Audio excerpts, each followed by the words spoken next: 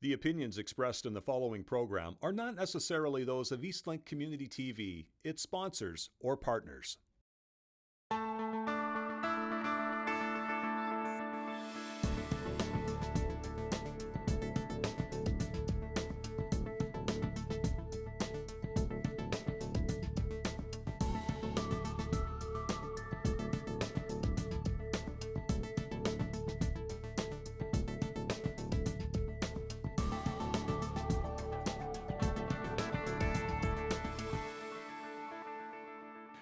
So welcome everyone. This is the first session of the entire conference in terms of like a panel session.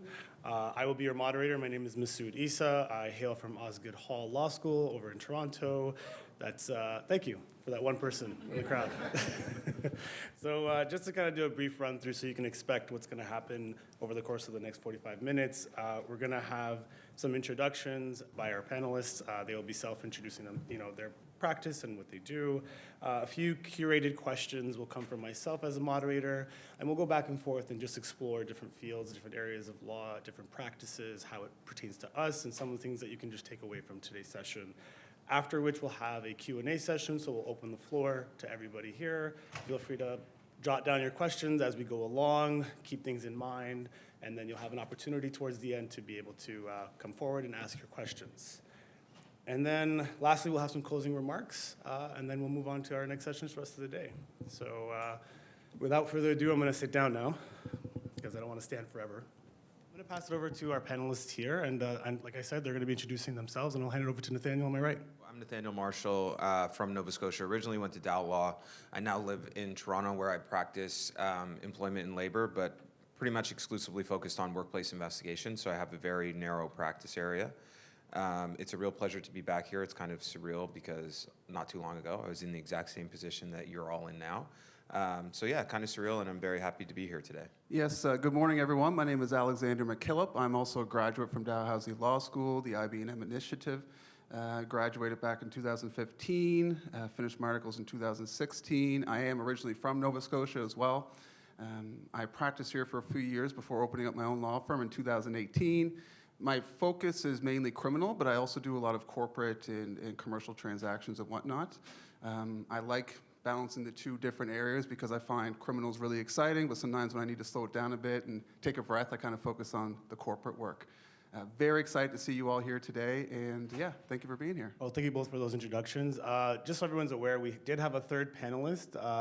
So there's a good news side and some bad news. So the bad news, obviously, they're not here. But the good news is that they were actually appointed to the Quebec bench. So if it's any consolation, just think about that as the caliber of people that you have in front of you today. Okay, so to dive into our first question, an overwhelming thought associated with starting your own business is essentially not knowing what you don't know. So for our audience today, what do you think are some elements necessary to start your own firm? Like what legal elements should you consider as well in consideration that are not so relevant to someone who practices in firm or in counsel? So I would say the first point in starting out, if you are thinking about having your own firm, is the mindset. You really need to think like an entrepreneur and less like a lawyer. So you need to think about where the workflow is coming from. Is it sustainable? Do I have enough clients to meet my baseline needs?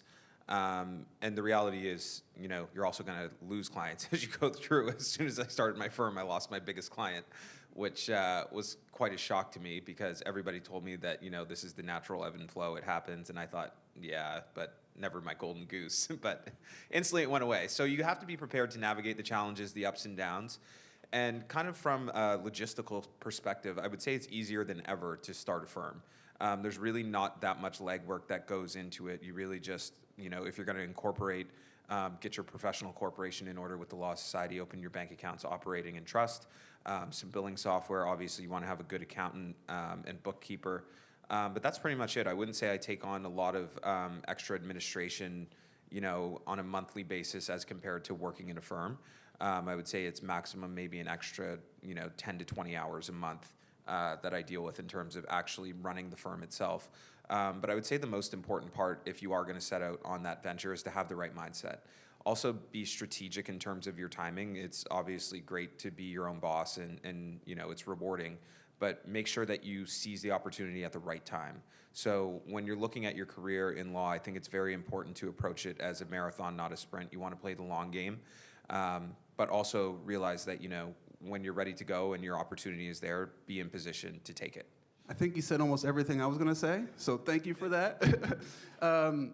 I agree 100% with everything Nathaniel said. One thing that was important for me was preparation and planning to know when to strike at that right time, like Nathaniel said. And that preparation and planning can be preparing to take the trust account course if you're going to open up your own firm and have a trust account. It's not something that happens overnight, right? So if you're thinking, I want to open up my own firm next month, you have a lot of work to do pretty quickly. Practically speaking, one of the things that I found was a challenge was I had so many great ideas, or I thought great ideas, always coming to me, waking me up in the middle of the night. So one thing I did was I had a pen and pad beside my bed. I'd wake up with an idea, I'd write it down. And that would allow me to have it secure, go back to sleep, and be able to actually get some rest. Because before I was writing stuff down, I just had all these ideas, like for a fax machine, you need a fax machine. Do you do e-fax? Right, as far as an accountant, like Nathaniel said, what accountant are you going to choose? What about your accounting programs? Are you going to use PC Law? Are you going to use Clio? All those different questions that come into play. Now, also piggybacking off what Nathaniel said, it is easier now than ever, I think, to start your own law firm, specifically because of the silver lining that COVID brought. Right, you can appear in court remotely now. You can service your clients a lot better without having to be old school and bring them into your physical office and all that kind of stuff, right? So I feel that those technological developments have really helped people's ability to have their own law firm. Again, piggybacking off Nathaniel, timing is really key though, and it is a marathon, not a sprint, right? As much as I wanted to have my own law firm when I was first coming out, I knew I wasn't ready, right? You need to be able to build a client list, build your reputation, build the experience you need to be successful, because if you're going to open your own law firm, technically speaking, you're going to have one really good kick at that can, right? So you want to make sure that when you do it, it's the right time. Well, thank you both for that. It seems there's a lot to take into consideration, the trust accounts, thinking about who's going to do your accounting, Clio, or whatever software you decide to use. There's a lot, obviously, to take into consideration, so thank you both for that. Kind of taking a step back, just from the initial onset, when you decided to take this step in the first place, what was it that kind of moved you to want to start your own practice versus going in-house or being at a firm? Thank you for that question. That's a really good one. Mine was twofold. At the time, I was working with my partner, Jade, at a law firm, and there was always pressures from getting our billable hours in. Like the firm always wanted, you need to have X amount of billable hours in. And my partner at the time, a lot of her focus was on pro bono work or helping clients who are underserviced, marginalized communities, as was mine as well, right? So oftentimes when you're trying to help your people, right, to be straightforward, that doesn't always involve dollar signs or billable hours. So that was always a stress that I found at the law firm that I was at, and I found a lot of other law firms I talked to. It was kind of the same type of firm culture, right? Also, working with my partner at the time, I also saw a lot of the issues with being in a male-dominated, profession, and a lot of the issues she was facing. Like, it wasn't necessarily a safe space. Misogynism, sexism, all those kind of things, right? So I wanted to open up a law firm. My wife is Indigenous as well. So I wanted to open up a law firm that we had a safe place where both of us could work. We could build our own culture that we want, that we thought was good, be able to service our community members without having all those pressures of billable hours. Right? So basically it came down to me wanting to have a safe place for me and my wife to work at, and also be able to build a culture that we thought is appropriate to help our community members, which is why I got into this in the first place.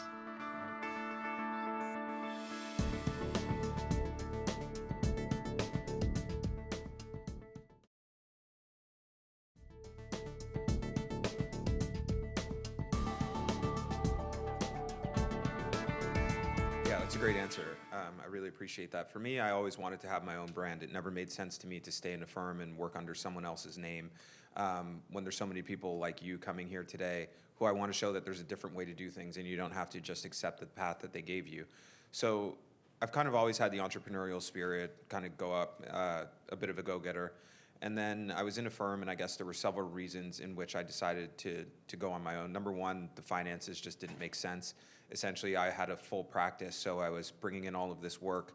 They would build this out, and then I would receive about a third of what my practice was worth. So why would I pay you 60% or 66% of what my worth is, and then take a third of it?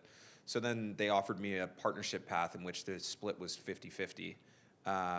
And I said, how about 100-0? Because that sounds a lot better to me. So that was number one. And number two was my practice was largely focused on conducting anti-Black racism workplace investigations. And when you see these firms, there's a lot of performative allyship. So you'll see a lot of Black faces on the website. None of them advanced to the partnership level. And then it basically came to the point where it was untenable for me to put all this money into their pockets within the context of doing anti-Black racism work, and I'm not the beneficiary of this. So it got to the point where it was just untenable for me to stay in the situation, and I frankly loved the firm I was at. They were lovely people, and it just came down to a difference in how we want to do business. So there was nothing personal about it, and I would recommend to always, try and keep your reputation intact. Don't make things personal, because this is business at the end of the day, and sometimes in business you just have to make hard decisions. It's not about friendship, it's about doing what's best for you and how you want to build your practice. So that's essentially for those two reasons why I departed. No, thank you both for those reasons. I think it's hard for us. A lot of us are probably on that track to end up at some firm. So it's also really enlightening to see what it takes to actually balance those two ideals. And I like the point that you made on Nathaniel, which is that it's a lot of virtue signaling that we see sometimes in the real world, and so sometimes you just got to do it yourself and get out there and make sure you're doing the right work, the anti-racism work. To your point, Alex, about negative cultural elements that come as a result of the pressure of billable hours. I think all these are really good takeaways that we can all really take home, at least from my perspective. And so one other topic, I guess, now that we've looked at what started your journey and how the structure of what we're supposed to take in before we go on the journey of starting our own business or starting our own law firm, now that you've done it, what's been something that you can point to as a driving factor of success? What do you look at from ensuring stability or brand development to make sure that you're still able to grow your business? I know you were talking, Nathaniel, about losing the golden goose. How do you push through that? How do you make sure that you're still developing your brand outside of all these big firms? So I think in terms of kind of my first point I said when starting out is you need to think like an entrepreneur and as a business owner. So I very much have an opportunity mindset. It doesn't matter to me if I lose a client because I'm going to find another one. So you really need to have some hustle in you. And people will ask, what's the secret? Like, is the work coming to you now? Does it find you? And the answer is no. I find the work continually. It's extra hours. I'm on LinkedIn all the time. I'm being strategic with my searches, finding out the clients that I want to work with in the sectors that I want to work in, and I go after them. And I'm honestly at the point of being somewhat harassing in my approach. I just landed a big client that I've been after for 2 years, and it's just, if you saw the feed on LinkedIn, it's just me replying to myself over and over and over. And she finally just wrote me and said, like, I'm just gonna have to talk to you, aren't I? It's like, yes, you are. There's no way around this because I'm not going away. I want this work. It's meaningful work. It's a great opportunity for me. And also, you're gonna get a great quality product out of this. So it just, I was persistent in this, and then the timing so happened that the investigator they were using retired. So the need arose. And you really never know where this is gonna come from. So it can take a long time, and you think maybe it's done, this person isn't going to give me work, and then 2 years later, it pops up and say, hey, we have a file for you. So you really need to be patient in your approach, but also proactive and constantly be seeking out new work. There's too many lawyers who rest on their laurels and think, I've been doing this for 10 or 12 years and I'm a good lawyer, so it's going to come to me. I've never had a knock on my door where it says, hey, congrats, you've been doing this for 10 years now, here's a $50,000 file. Like, it does not work like that. You have to go out and be proactive, market yourself, and also you need to have a competitive advantage, which I think arises for me in two ways. Number one, it's a service business. So you have to understand clients are coming to you for a specific need and they have a problem that needs to be solved. And my job is to service that. Connected to that is the relationship. So I have a competitive advantage in relationships and service. I'm always responsive. I don't let things set. I'm transparent with clients, and I build strong foundations with them when working with them.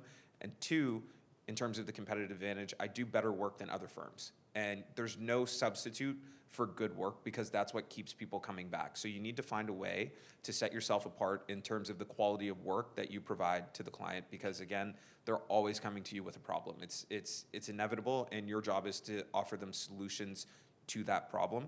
So the more that you can understand their business and understand the challenges that they're facing and tailor your approach to that, you're going to be setting yourself apart from other firms who think it's just, oh, I'm a lawyer and here's your answer. Not that I ever want to have an employment problem, but if I did, I would hire him right away. He's exactly right as far as the hustle and the grind. right? Like, you need to make sure that you have the hustle and you have the grind and that you are seeking out the work and building your brand and letting people know who you are and what you represent.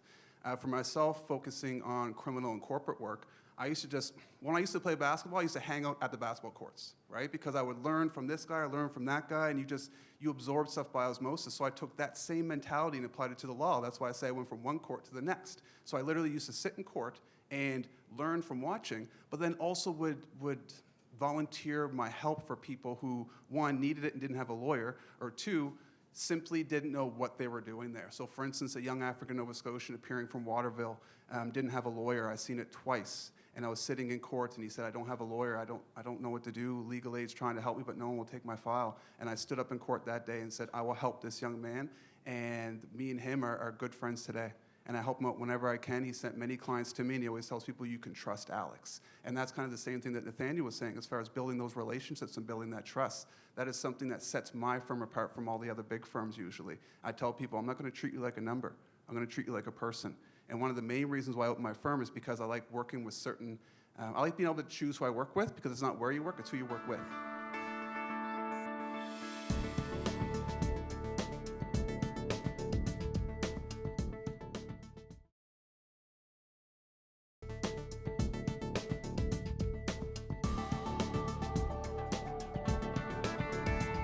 So when I'm working with clients who also are kind of quasi-friends, I find it makes my work enjoyable. It makes their issue more palpable as far as dealing with those tough conversations that you're going to have. And when you have the trust and you have the relationship, people like to work with you, right? So it's important to make sure that you're able to build the trust and build those relationships and not treat them just as a file or just as a number. Also, kind of in the same thing that Nathaniel was saying as far as reaching out and letting people know you're there and seeking jobs, because files aren't just going to come land at your door. You need to put those extra hours in. One of my clients is the Halifax Port Authority, and I can tell you that when you're doing a tender for being part of their legal team, it is a difficult process. It's like a 30-page document you got to put together. You got to break everything down, and that was about 30 to 40 hours of my time, right? And I didn't even know if I was going to get it. But I said to myself, this is at least a good learning exercise. If I don't get it, at least I've gone through the process. But we did get it, so it was great.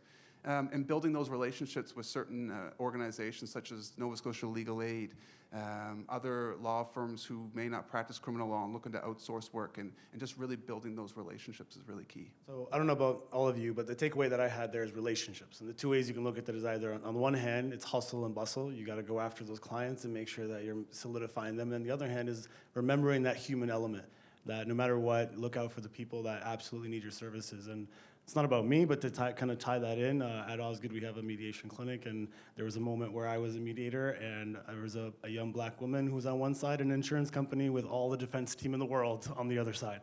And suffice to say, you're in a position as a mediator where you can't take sides. And exactly your point, like I just wish somebody was able to walk in that room and be on the side of this young woman who just needed some representation and let her know what her options were. So I appreciate that insight. Thank you both. So now we're going to dive into some more specific questions about your individual practices. And so I'll start with you, Alex. Being homegrown, being from Halifax, your business is based here, your firm is based here, and you're the managing partner of an all-black firm.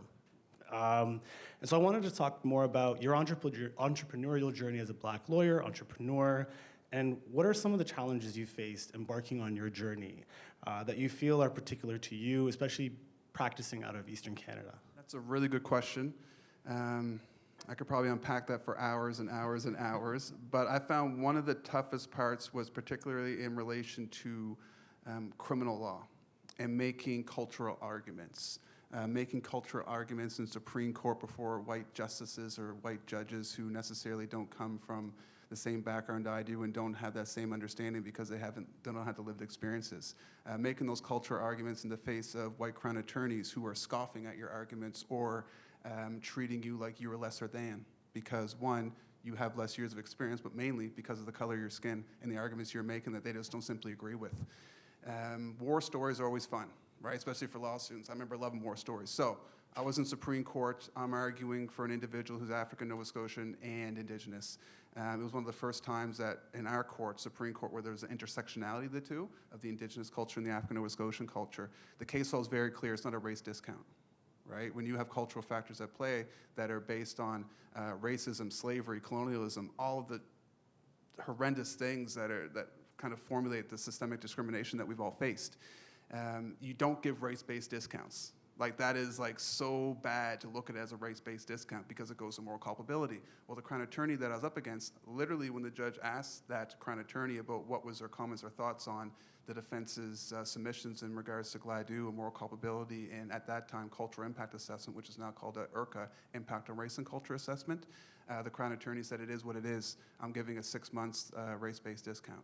And so to deal with something like that and to try to unpack it yourself when you feel that it is impacting you emotionally, because you're thinking, what's going on here? Like, that's not proper. It's also a form of discrimination. And so you're trying to deal with your own emotions, but you had to be stoic.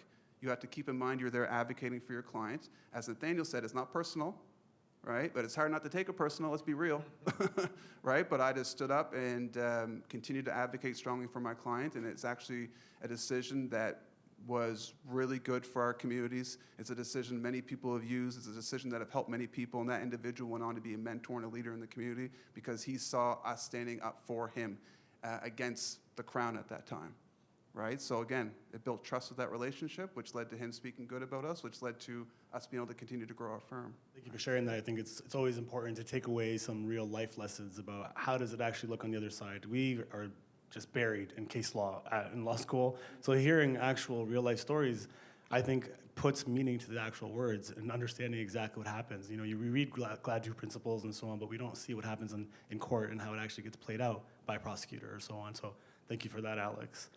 And the next question I have is for you, Nathaniel, to your practice. And your expertise, as you mentioned today, lies in everything employment law and labor law. So my question is, how does a boutique employment law firm stand out compared to employment and labor practice groups at big firms, for example? Sure. So that's a great question. And for me, the path has always been to become an expert in a very narrow area. I'm not trying to compete with the big law firms in terms of doing corporate employment policy work and that type of stuff. I became an employment lawyer because I like people and I like people problems. So doing that type of, big institutional corporate work was very, it was just devoid of the human process, which I didn't enjoy. So in terms of developing a niche, I was, dabbling in workplace investigations, and I just saw the need going up and up and up. And then the investigators doing the work weren't representative of the people involved in the investigations. So in the context of an anti-Black racism investigation, how is this old white man going to come here, even optically speaking, and do this process justice? So in part, going on my own, I often don't play nice with others. I have a very hard time, keeping a filter on. So I just frankly don't care. So that was the other path. I'm going on my own. I'm having my own brand. I'm a grown man. I'm not asking for vacation days. I'm not asking for sick time. I'm here to do business, and I'm here to get things done. So if they don't like it, don't support it. You know what I mean? And, in terms of, another client tip is kind of spread out. So when you do lose a client, it's not fatal to you. Don't put all of your eggs in one basket. And I always wanted to be in the position, growing up in rural Nova Scotia, I saw my dad lose his job a couple times, and these businesses don't care. They don't care that you have 4 kids at home that are all coming to university age. So I always said I'm going to be in the position where no one can turn my tap off. So even if these firms have bad things to say about me, which they probably don't, but if they do, oh well. Tell it to my clients, you don't pay my bills, my clients love me, they trust me, so it doesn't matter to me. So I always just stuck in a different lane. I was never interested in trying to compete with the big firms. They didn't have the work that I wanted to do, so I knew what it was. When I honed in on the investigation space, I said, this is what I want to do, and I just went after it. Also, the nice part is because I'm retained as a neutral third party, a lot of the big firms are conflicted out of doing the investigation work. So I don't have competition there. And then with the other firms who do investigations, because they're obligated to the clients are obligated to investigate under OSHA or the code, they have to send this out to firms. So even though I'm competing with a lot of these firms, I know that we're going to share clients, and they know we're going to share clients. The question is, how much of the pie are you getting? So in terms of that realm, I try and maintain friendly relationships with other investigators, keep a good reputation, because you never know who's going to refer you something at the end of the day. And it's important, in terms of identifying your brand, you have to be authentic. And you can probably tell, I say, I don't mince words, and clients appreciate that. clients, like I say, they're coming to you in real time with a problem. They're not looking to sit down with the lawyer who thinks they're the smartest and they can tell you about all the decisions they want. They want help with that specific problem at that time. So I cut the mustard and get down to business and say, here are your options, pick one.